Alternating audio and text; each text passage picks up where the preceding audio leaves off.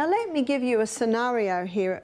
It was probably about maybe 20 years ago, a couple of Australian doctors in Western Australia discovered that Helicobacter pylori caused stomach ulcers. You've heard of that theory? They even put Helicobacter pylori bacteria into some people's stomach and got stomach ulcers.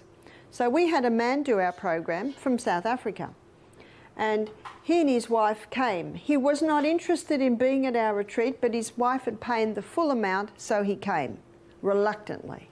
And when I'm talking to him, he's about 57, he did not want to answer my question. He answered them abruptly and shortly. He wasn't annoyed at me. I know he was annoyed at his wife that he was even there.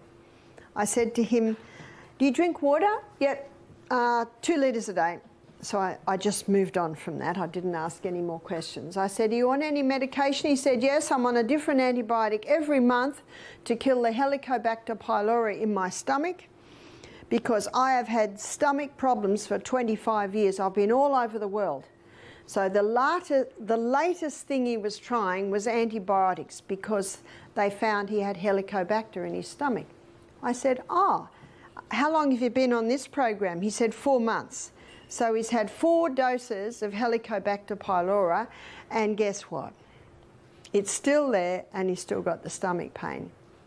I said, "Are you interested in trying an alternative to your medication?" He said, "No, I'm very happy with my medication. Thank you very much." And I always give everyone respect. I respect everyone's choices. Isn't that our God-given right? Absolutely. I just said, "Oh," and I left it there. Now, after the first lecture where I talked about the body's ability to heal itself, so that we have a problem, we should be looking at how the body heals and work with it. He and his wife, and she was on the medication too, they came straight up to me. He said, "That made more sense than anything I've ever heard. I'm willing to do what you suggest." I said to him, "I have no authority over your medication, but I said, if it was me, I would cease it because it hasn't worked so far, and I would try the herbs that I suggest." He said, "I'm willing." So what I did was I gave him a herb called slippery elm, which coats and soothes the lining of the gut.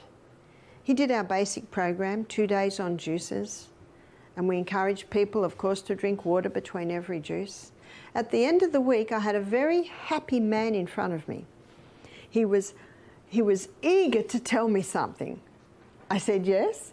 He said, "I've had no stomach for 2 days, first time in 25 years.